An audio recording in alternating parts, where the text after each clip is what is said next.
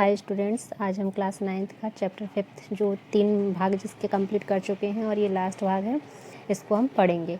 इससे पहले हमने प्लाज्मा झिल्ली, केंद्रक और कोशिका द्रव ये 3 बताए थे आपको, जिसमें से हमने प्लाज्मा झिल्ली, केंद्रक को डिटेल में एक्सप्लेन कर दिया है। आज हम कोशिका द्रव देखेंगे। कोशिका द्रव क्या होता है इसको डिटेल में पढ़ेंगे। हमने आपको बताया था कि कोशिका द्रव में बहुत सारे कोशिकांगक पाए जाते हैं, तो उन कोशिकांगकों को एक एक करके आज हम एक्सप्लेन करेंगे। तो सबसे पहले हमें ये पता होना चाहिए कि कोशिका द्रव किसे कहते हैं। तो केंद्रक और देखो, ये एक कोशिका है, ये एक कोशिका बनाई हमने, ये केंद्रक और ये केंद्रक है हमारा। केंद्रक के अंदर क्या होगा? केंद्रक द्रव, केंद्रक केंद्र कोशिका में ये, और ये क्या है हमारी? प्लाज्मा झिल्ली। प्लाज्मा झिल्ली हम पढ़ा चुके हैं, ये प्लाज्मा झिल्ली है। तो प्लाज्मा झिल्ली और केंद्रक के बीच के स्थान को, मतलब ये जो पॉइंट पॉइंट भरा हुआ है, यही हमारा क्या है? कोशिका द्रव है। तो केंद्रक, देखो केंद्रक और प्लाज्मा झिल्ली, ये प्लाज्मा झिल्ली है, ये केंद्रक, इसके बीच का जो स्थान है इसी को हम क्या कहते हैं? इसके बीच के स्थान में जो द्रव भरा रहता है उसी को हम कोशिका द्रव कहते हैं। कोशिका द्रव में बहुत से कोशिकांगक भी पाए जाते हैं। अब मैंने बताया आपको इसमें बहुत सारे कोशिकांगक पाए जाते हैं। तो देखो इसमें ये लिखा है यहाँ पर, हम पिछले अनुभाग में, ये वाला पैरा पढ़ रही हूँ, हम पिछले अनुभाग में केंद्रक के विषय में पढ़ा है। अंतःप्रद्रव्य जालिका, गोल्जी उपकरण, लाइसोसोम, माइटोकॉन्ड्रिया, प्लास्टिड और राजधानी कोशिकांगक के महत्वपूर्ण उदाहरण हैं। तो ये सभी क्या हैं? हमारे कोशिकांगक हैं, जिनके बारे में हम पढ़ेंगे, जिन पर हम विचार करेंगे। ये इसलिए महत्वपूर्ण है क्योंकि ये कोशिकाओं में बहुत निर्णायक कार्य करते हैं। सभी अलग अलग कोशिकांगकों के कोशिका के अंदर अलग अलग कार्य होते हैं। कोशिका द्रव के बहुत से कोशिकांगक पाए जाते हैं और प्रत्येक कोशिकांगक की संरचना व कार्य अलग अलग होते हैं। तो सबसे पहला कोशिकांगक हम पढ़ने जा रहे हैं, वो क्या है? अंतःप्रद्रव्य जालिका। फर्स्ट क्या है हमारा? अंतःप्रद्रव्य जालिका। इसको इंग्लिश में बोलते हैं ER शॉर्ट में, और फुल फॉर्म ER का है एंडोप्लाज्मिक रेटिकुलम। अंतःप्रद्रव्य जालिका झिल्ली युक्त नलिकाओं या सीट का एक बहुत बड़ा तंत्र होता है। क्या होता है? इसको हम पॉइंट में लिखेंगे। जैसे अंतःप्रद्रव्य जालिका क्या है, जब भी आप एग्जाम में लिखा करो तो पॉइंट बना के लिखोगे ना, तो ज़्यादा अच्छे नंबर मिलते हैं। तो इसका फर्स्ट पॉइंट आप क्या लिख सकते हैं? ये वाला, अंतःप्रद्रव्य जालिका युक्त नलिकाओं तथा सीट का एक बहुत बड़ा तंत्र होता है। ये लंबी नलिकाएं अथवा गोलाकार या आयताकार थैले की तरह दिखाई देती हैं। अंतःप्रद्रव्य जालिका कैसी होती हैं? आयताकार थैले की तरह दिखाई देती हैं। तो पॉइंट वाइज आप याद करना है। तो फर्स्ट पॉइंट क्या लिखोगे आप? ये झिल्ली युक्त नलिकाओं तथा सीटों का बहुत बड़ा तंत्र होता है। सेकेंड पॉइंट लिखना है, यह लंबी नलिका गोलाकार या आयताकार थैली की तरह दिखाई देती हैं। तो आपको ये 2 पॉइंट अच्छे से लिखना है। अब देखो, एंडोप्लाज्मिक रेटिकुलम भी क्या है? 2 प्रकार का पाया जाता है। एक होता है खुरदरा और एक होता है चिकनी। तो खुरदरी सरफेस, खुरदरी अंतःप्रद्रव्य जालिका, खुरदरी अंतःप्रद्रव्य जालिका 2 प्रकार का होता है, ERE, ठीक है, और एक होता है SER। इस R का मतलब है रफ और इसका मतलब है स्मूथ। तो रफ यानी चिकनी, रफ यानी खुरदरी अंतःप्रद्रव्य जालिका, और एस यानी स्मूथ यानी चिकनी अंतःप्रद्रव्य जालिका। तो आपको कभी कभी अंतर के अकॉर्डिंग आप याद करो कि खुरदरी और चिकनी में क्या अंतर है। तो यहाँ पर क्या लिखेंगे हम? 2 तरह की होती है एंडोप्लाज्मिक रेटिकुलम। तो पहला लिखेंगे हम खुरदरी,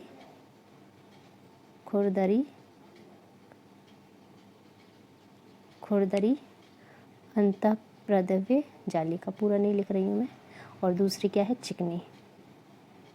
तो देखो, जो खुरदरी अंतःप्रद्रव्य जालिका होती है, इसका डायग्राम थोड़ा ऐसा बनेगा। आपका जो रफ डायग्राम एक बना रही हूँ मैं, इस तरीके से इसका एक रफ डायग्राम मैंने ड्रॉ कर दिया। इसमें देखो, ये इस पर ये पॉइंट जैसी संरचनाएं पाई जाती हैं, ये होती हैं राइबोसोम। ये क्या होते हैं? राइबोसोम होते हैं हमारे, जो खुरदरी अंतःप्रद्रव्य जालिका पर पाए जाते हैं। तो राइबोसोम इसमें प्रेजेंट होते हैं। ये डायग्राम देख लिया, रफ करें डायग्राम अब। तो देखो, खुरदरी जो अंतःप्रद्रव्य जालिका होती है, उसमें क्या होते हैं? जो पॉइंट अभी मैंने बताए थे वो खुरदरी में बताए थे। तो इसमें क्या होती है? राइबोसोम प्रेजेंट होता है। वो जो पॉइंट बना रही थी मैं, वो राइबोसोम थे, राइबोसोम। इसमें क्या होता है, उपस्थित होता है या प्रेजेंट होता है, और इसमें राइबोसोम एब्सेंट होता है। अब इसमें राइबोसोम पाए जाते हैं तो क्या है, प्रोटीन बनता है। इसमें प्रोटीन, राइबोसोम प्रोटीन का निर्माण करते हैं, प्रोटीन बनता है। इसमें क्या बनेगा, वसा और लिपिड, वसा तथा लिपिड। तो ठीक है, खुरदरी में राइबोसोम होंगे, राइबोसोम है तो प्रोटीन और प्रोटीन बनेगा, और ये चिकनी है मतलब इसमें राइबोसोम एब्सेंट है तो इसमें क्या बनेगा, वसा और लिपिड बनते हैं। ये आप चिकनी और खुरदरी में दो अंतर अच्छे से याद कर सकते हैं। इसके कार्य क्या होते हैं, एंडोप्लाज्मिक रेटिकुलम के विभिन्न क्षेत्रों में पदार्थों के परिवहन का कार्य करता है, नलिका की तरह कार्य करता है। इसमें नलिकाएं बनी रहती हैं तो उसके द्वारा क्या होता है, परिवहन का कार्य करता है, और कोशिकाओं का ढांचा भी प्रदान करता है। कोशिकाओं को एक पर्टिकुलर शेप देता है, उसको एक ढांचा प्रदान करता है। देखो यहाँ पर भी ये लिखा है, अंतःप्रद्रव्य जालिका दो प्रकार की होती हैं, खुरदरी अंतःप्रद्रव्य जालिका तथा चिकनी अंतःप्रद्रव्य जालिका। सूक्ष्मदर्शी से देखने पर खुरदरी दिखाई पड़ती है क्योंकि इस पर राइबोसोम लगे होते हैं, राइबोसोम पर प्रोटीन संश्लेषित होते हैं। प्रोटीन का संश्लेषण राइबोसोम पर ही होता है, इसलिए यहाँ पर प्रोटीन संश्लेषण होता है। ईआर रफ एंडोप्लाज्मिक रेटिकुलम तैयार प्रोटीन को आवश्यकता अनुसार ईआर के द्वारा कोशिका के अन्य भागों में भेजता है, और एसईआर में वसा और लिपिड लिखवाई दिया मैंने, थोड़ा शॉर्ट में करवा देती हूँ मैं, इतना पूरा पढ़ने की आपको ज़रूरत नहीं है, यही सारा लिखा है इसमें। ठीक है, तो इतना आपको समझ में आया। इसमें हमें क्या लिखना है, तो आपको कुछ नहीं, इसमें 3-4 चीज़ें याद रखनी है। अंतःप्रद्रव्य जालिका को शॉर्ट में ईआर कहते हैं, इसका फुल फॉर्म एंडोप्लाज्मिक रेटिकुलम है। यह झिल्ली युक्त नलिकाओं तथा सीटों का बना बहुत बड़ा तंत्र होता है। यह लंबी नलिकाओं, गोल या आयताकार थैले की तरह दिखाई देती हैं। नलिकाओं से बना होता है, नलिकाओं का बना होता है, इसलिए ये क्या करता है, ट्रांसपोर्ट का काम भी करता है। और ये इसके कार्य क्या हो जाएंगे, ये विभिन्न क्षेत्रों तक पदार्थों का परिवहन करता है और कोशिका को ढांचा प्रदान करता है। ये दो कार्य लिख देना है इसके, और इसमें ही खुरदरी और चिकनी राइबोसोम लिख देना है। अंतःप्रद्रव्य जालिका, तो खुरदरी पर राइबोसोम प्रेजेंट होते हैं, राइबोसोम ही क्या करते हैं, प्रोटीन संश्लेषण का काम करते हैं, इसलिए प्रोटीन का निर्माण खुरदरी में होगा, और चिकनी में क्या होगा, वसा और लिपिड का निर्माण होगा। केवल इतना ही लिखना है, 6-7 लाइनें आप इसमें लिख देना, 2 नंबर में आएगा जैसे। तो सेकेंड कोशिकांगक है हमारा गोल्जी उपकरण। गोल्जी उपकरण का सबसे पहले विवरण किसने दिया था, कैमिलियो गोल्जी। तो आपको फर्स्ट पॉइंट तो यही याद रखना है, कैमिलियो गोल्जी ने किया था विवरण, सबसे पहले कैमिलियो गोल्जी ने किया था। अब मैंने पढ़ाया तो इससे पहले इसमें प्लांट कोशिका में से, ये प्लांट कोशिका में पाया जाता है और इसे प्लांट कोशिका में से दोनों में पाया जाता है। प्लांट कोशिका में से डिक्टियोसोम के नाम से जानते हैं। जो गोल्जी उपकरण है जब प्लांट कोशिका में पाए जाएंगे तो इसे किसके नाम से जानेंगे, डिक्टियोसोम।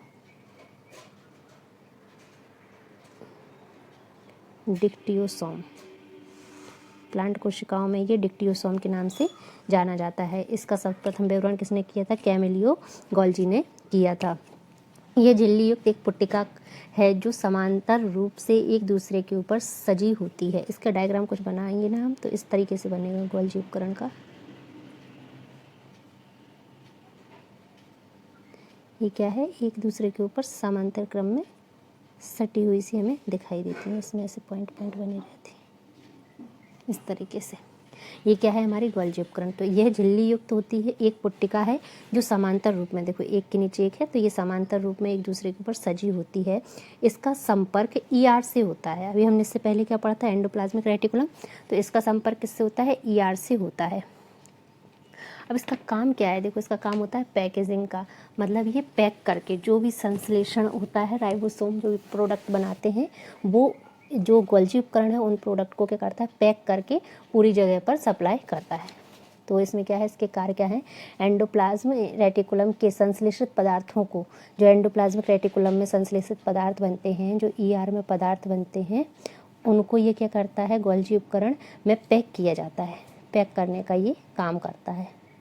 ठीक है, ईआर में बने पदार्थों को गोल्जी उपकरण में पैक किए जाते हैं तथा अंदर एवं बाहर भेजे जाते हैं, फिर इनका ट्रांसपोर्ट होता है, मतलब ये पैकिंग का काम करता है। तो ये एंडोप्लाज्मिक रेटिकुलम से संबंधित है। कैसे संबंधित है, क्योंकि एंडोप्लाज्मिक रेटिकुलम में जो पदार्थ बनते हैं उनका पैक करने का काम कौन करता है, ये गोल्जी उपकरण करता है। उसके बाद उन पदार्थों को अंदर एवं बाहर भेजा जाता है। कुछ पदार्थों का संचय करता है, रूपांतरण करता है, फिर उनको बंद करता है। कुछ को ये रूपांतरित भी करने का काम करता है, फिर उनको पैक करने का काम करता है बाद में, और फिर ट्रांसपोर्ट का कार्य किया जाता है। इसके कुछ अन्य कार्य भी हैं। ये सामान्य शर्कराओं को, गोल्जी उपकरण सामान्य शर्करा को जटिल शर्कराओं में परिवर्तित करता है, सामान्य को जटिल शर्करा में परिवर्तित करता है। अभी बताया ना रूपांतरण का कार्य करता है, तो यही करता है कि सामान्य शर्करा दी है तो उसको जटिल में भी बदल सकता है, और लाइसोसोम को भी बनाता है। लाइसोसोम क्या है अभी हम पढ़ेंगे। नेक्स्ट हमारा क्या है, ये कोशिका अंगक है, तो ये लाइसोसोम का भी निर्माण करता है। अब हम गोल्जी उपकरण को शॉर्ट में देखेंगे। तो गोल्जी उपकरण क्या है, गोल्जी उपकरण का संबंध किससे होता है, एंडोप्लाज्मिक रेटिकुलम से होता है। इसमें जो एंडोप्लाज्मिक रेटिकुलम में संश्लेषित पदार्थ हैं वो गोल्जी उपकरण के द्वारा पैक करके अंदर बाहर किए जाते हैं। ये क्या करता है, संचय, रूपांतरण एवं बाद में पैक करने का काम करता है। ये सारे सरल शर्करा को जटिल शर्करा में भी परिवर्तित करता है और लाइसोसोम का निर्माण करता है। इसका सर्वप्रथम विवरण किसने दिया था, कैमिलियो गोल्जी ने दिया था। ये समांतर क्रम में सटी हुई संरचनाएं होती हैं, ठीक है। तो ये हमारा क्या हो गया, गोल्जी उपकरण कंप्लीट। अब हम पढ़ते हैं तीसरा कोशिका अंगक क्या है हमारा, तीसरा कोशिका अंगक है हमारा लाइसोसोम। ये है लाइसोसोम, तीसरा कोशिका अंगक पढ़ते हैं अब हम लाइसोसोम। लाइसोसोम कोशिका को अपशिष्ट निपटान वाला तंत्र है। तो इसको क्या कहते हैं हम, लाइसोसोम को अपशिष्ट निर्माण, अवशिष्ट कोशिका का अपशिष्ट निपटाने वाला तंत्र है। ये फर्स्ट पॉइंट आपको अच्छे से याद करना है। लाइसोसोम क्या है, कोशिका का अपशिष्ट निपटान करने वाला तंत्र है। झिल्ली युक्त होता है तथा झिल्ली युक्त होता है, इसमें विशेष पाचक एंजाइम पाए जाते हैं। ये क्या होता है, झिल्ली युक्त होता है और इसमें विशेष पाचक एंजाइम भी पाए जाते हैं। देखो इसमें सब लिखा है। लाइसोसोम बाहरी पदार्थों के कोशिका अंगकों के टूटे फूटे भागों को पाचित करके कोशिका को साफ करता है। ये साफ सफाई का काम करता है लाइसोसोम, ठीक है, साफ सफाई का काम भी करता है। टूटे फूटे भागों को पाचित करता है क्योंकि इसमें पाचक एंजाइम पाए जाते हैं विशेष प्रकार के, जो पाचन में मदद करते हैं। कोशिका के अंदर आने वाले पदार्थों जैसे बैक्टीरिया अथवा भोजन या पुराने अंगक लाइसोसोम में चले जाते हैं, जो उन्हें छोटे छोटे टुकड़ों में तोड़ देते हैं। लाइसोसोम में बहुत शक्तिशाली पाचनकारी एंजाइम होते हैं जो सभी कार्बनिक पदार्थों को तोड़ सकते हैं, ठीक है। तो आपको पॉइंट वाइज याद करना है। तो फर्स्ट पॉइंट में क्या करोगे, ये कोशिका का अपशिष्ट निपटाने वाला तंत्र है, झिल्ली युक्त होता है, विशेष प्रकार के पाचक एंजाइम इसमें पाए जाते हैं। इसको क्या कहते हैं, आत्महत्या की थैली भी कहा जाता है। लाइसोसोम को क्या कहते हैं, आत्महत्या की थैली। लाइसोसोम आत्महत्या की थैली के नाम से भी जाना जाता है। देखो यहाँ पर क्या है, कोशिका चयापचय के में व्यवधान के कारण जब कोशिका क्षतिग्रस्त या मृत हो जाती है तो लाइसोसोम फट जाता है और एंजाइम अपनी ही कोशिका को पाचित कर लेते हैं। लाइसोसोम फटेगा और जो एंजाइम है वो अपनी ही कोशिका को पचा लेंगे, इसलिए लाइसोसोम को कोशिका की आत्महत्या थैली या सुसाइड नोट भी कहते हैं। सुसाइड बैग, सुसाइड नोट भी कहा जाता है। तो इसमें आपको 3-4 चीज़ें याद रखनी है। पाचक एंजाइम का काम क्या है, बैक्टीरिया आदि को पचाने का और टूटे फूटे भागों को पचाने का काम करता है। तो लाइसोसोम अपशिष्ट निपटाने वाला काम है। ये शरीर के अंदर, कोशिका के अंदर साफ सफाई का काम भी करता है, झिल्ली युक्त होता है, विशेष प्रकार के पाचक एंजाइम पाए जाते हैं। इसको आत्महत्या की थैली भी कहते हैं। इतने आप इसमें पॉइंट लिख सकते हैं लाइसोसोम में। इसके बाद नेक्स्ट कोशिका अंगक है हमारा माइटोकॉन्ड्रिया। तो माइटोकॉन्ड्रिया का सबसे मोस्ट इम्पोर्टेंट पार्ट और भाग और नाम इसका क्या है, बिजली घर। माइटोकॉन्ड्रिया को कोशिका का पावर हाउस भी कहते हैं। अब इसको पावर हाउस क्यों कहा जाता है, क्योंकि यहाँ पर एटीपी के रूप में ऊर्जा बनती है। क्या बनती है, एटीपी के रूप में ऊर्जा बनती है। एटीपी का फुल फॉर्म क्या है, एडिनोसिन ट्राइफॉस्फेट। आप 10th क्लास में एटीपी और एडीपी पढ़ोगे, तो इससे आपको एटीपी अभी क्लियर कर लो। एटीपी का फुल फॉर्म भी आता है, क्या होता है, तो एडिनोसिन ट्राइफॉस्फेट एटीपी का फुल फॉर्म है। एटीपी का निर्माण होता है, जो कि ऊर्जा के रूप में एटीपी का निर्माण हो रहा है, तो ये क्या है, बिजली घर भी कहलाता है, पावर हाउस भी इसको बोलते हैं। तो फर्स्ट पॉइंट आप यहाँ पर क्या लिखोगे, माइटोकॉन्ड्रिया कोशिका का बिजली घर है। दूसरा पॉइंट लिखेंगे हम जो भोजन करते हैं उसके लिए क्या है, देखो ग्लूकोज का निर्माण होता है, ग्लूकोज का निर्माण होता है, भोजन करेंगे हम तो ग्लूकोज बनेगा हमारे शरीर में, और ये ग्लूकोज अंतिम रूप में कोशिका में पहुँच जाता है। अब हम पूरी प्रोसेस बताते हैं कि आपके एटीपी कैसे बनेंगे। जब हम भोजन करते हैं तो भोजन क्या है, ग्लूकोज का निर्माण करता है, और यह ग्लूकोज अंतिम रूप में कहाँ चला जाता है, हमारी कोशिका में पहुंच जाता है। कोशिका में ये कैसे, जैसे ही पहुंचेगा, कोशिका में पहुंचने के बाद ये सीधे कहाँ जाएगा, माइटोकॉन्ड्रिया में पहुंच जाता है। और माइटोकॉन्ड्रिया में क्या होगा, इसमें ग्लूकोज में तीव्रता आती है। ग्लूकोज को ये क्या कर देता है, तोड़ देता है और एटीपी के रूप में ऊर्जा बनती है। माइटोकॉन्ड्रिया में पहुंचता है, इसमें ग्लूकोज को तोड़ दिया जाता है। जो माइटोकॉन्ड्रिया होता है, देखो सबसे पहले क्या होगा, हम भोजन करेंगे, एक रे डायग्राम से समझाती हूँ। हमने भोजन किया, ठीक है, भोजन में क्या है, भोजन करने से हमारे शरीर को क्या मिला, ग्लूकोज मिला। ये ग्लूकोज कहाँ गया, हमारी कोशिका में गया। कोशिका से ये ग्लूकोज कहाँ जाएगा, माइटोकॉन्ड्रिया होती है कोशिका द्रव में, वहाँ जाएगा। कहाँ गया, माइटोकॉन्ड्रिया में गया। अब माइटोकॉन्ड्रिया से ये कहाँ जाएगा, माइटोकॉन्ड्रिया। अब माइटोकॉन्ड्रिया में ग्लूकोज को तोड़ दिया जाता है। इसके बाद का यहाँ पर तोड़ते हैं, माइटोकॉन्ड्रिया में ग्लूकोज को क्या कर दिया जाता है, तोड़ा जाता है, ठीक है। जैसे ही ये टूटता है तो किस रूप में टूटता है, एटीपी के रूप में, और क्या बनती है, ऊर्जा बनती है। तो ये प्रोसेस होती है। भोजन किया, भोजन में ग्लूकोज था जो हमारे शरीर को मिला, शरीर से भोजन से ग्लूकोज मिला, और ये ग्लूकोज कहाँ गया, कोशिका में गया। कोशिकाओं में क्या होता है, कोशिका द्रव, और उसमें ही होते हैं माइटोकॉन्ड्रिया। तो माइटोकॉन्ड्रिया में पहुंचा, माइटोकॉन्ड्रिया में जैसे ही पहुंचेगा इसको तोड़ दिया जाएगा। तोड़ने पर क्या बनते हैं, एटीपी, और ऊर्जा मुक्त हो जाती है। ये है एटीपी, ऐसे बनते हैं। तो इसीलिए कोशिका, माइटोकॉन्ड्रिया को कोशिका का बिजली घर या पावर हाउस कहते हैं, क्योंकि ये माइटोकॉन्ड्रिया में ही टूटता है ग्लूकोज, ठीक है। इतना हो गया, आपको समझ में आया। इसके बाद आप इसमें और पॉइंट लिख सकते हैं। इतना तो मैंने समझाया है, केवल आपको फर्स्ट पॉइंट केवल ये लिखना है, कोशिका को बिजली घर कहा जाता है। माइटोकॉन्ड्रिया को कोशिका का बिजली घर कहा जाता है। ये दोहरी झिल्ली होती है, यह दोहरी झिल्ली होती है। भीतरी झिल्ली बलित होती है, क्रिस्टी का निर्माण करती है। ये दोहरी झिल्ली का बना होता है। भीतरी झिल्ली कैसी होती है, बलित होती है। इस तरीके से होता है, देखो इसकी संरचना।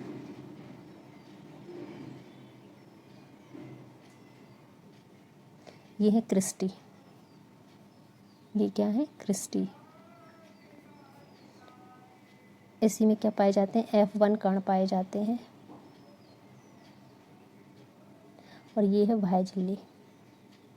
तो ये दोहरी झिल्ली का होता है, ये बाह्य झिल्ली है, और अंदर क्या होते हैं, क्रिस्टी। जो दूसरी झिल्ली है वो क्रिस्टी कहलाती है, ठीक है। तो इतना हुआ। डीएनए का भी निर्माण होता है। अब माइटोकॉन्ड्रिया में किसका निर्माण होता है, डीएनए का भी निर्माण माइटोकॉन्ड्रिया में होता है, ये याद रखना। इसमें क्या है, डीएनए का निर्माण भी होता है। अभी हमें दूसरा पढ़ना है, प्लास्टिड। दूसरा हम पढ़ेंगे प्लास्टिड ये ना, हाँ। अब दूसरा कोशिकांग पढ़ेंगे हम, प्लास्टिड।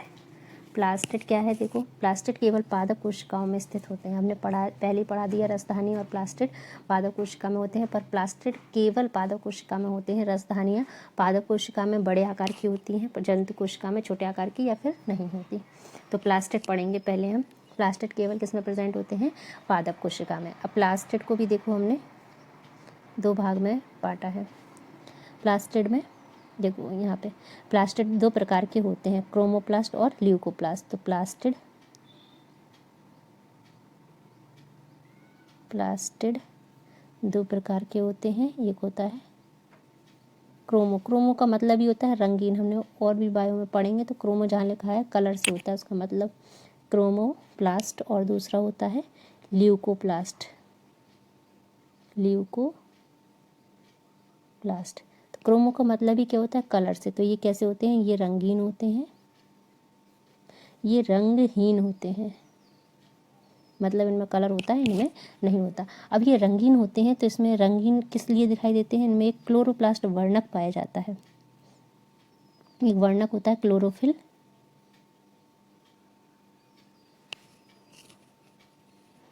एक क्या होता है इसमें, क्लोरोप्लास्ट। देखो ये लिखा है क्लोरोप्लास्ट पाया जाता है। पौधों में क्लोरोप्लास्ट प्रकाश संश्लेषण के लिए बहुत आवश्यक होता है। जिसमें प्लास्टिड में क्लोरोफिल वर्णक होता है, उसे क्लोरोप्लास्ट कहते हैं। इसमें एक क्लोरोफिल वर्णक पाया जाता है, जिसे क्या कहते हैं, क्लोरोप्लास्ट कहते हैं।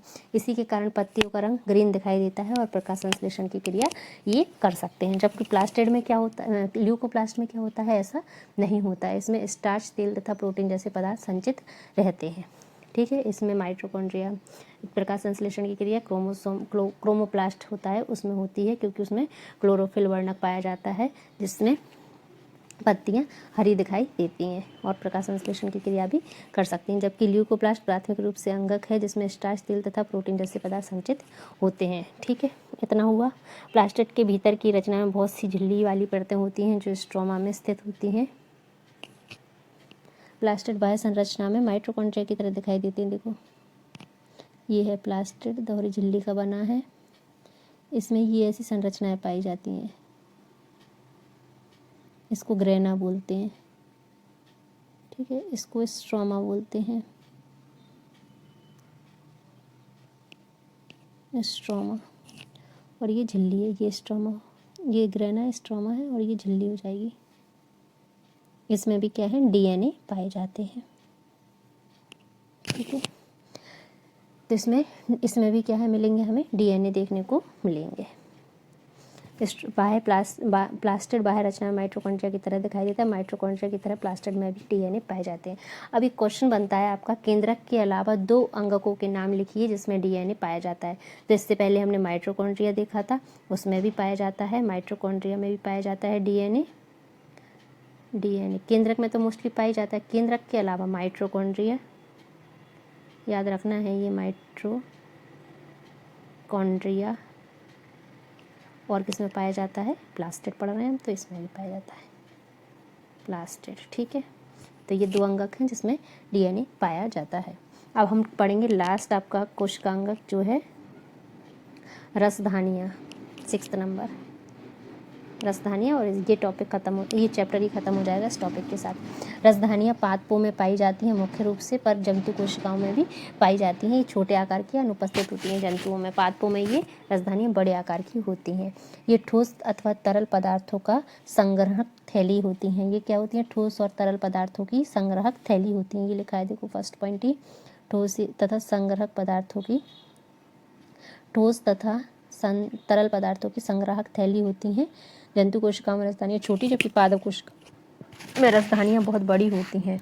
कुछ पदार्थों की कोशिकाओं की केंद्रीय रसधानियों की माप कोशिका के आयतन, छोड़ो इतना बड़ा पॉइंट मत करना, आप ऐसे याद करना है इसको। देखो फर्स्ट पॉइंट में लिखोगे पादप कोशिका की रसधानियाँ बड़ी, जबकि जंतु कोशिका में छोटी अथवा अनुपस्थित होती हैं। ठीक है, यह ठोस अथवा तरल पदार्थों की संग्राहक थैली होती हैं।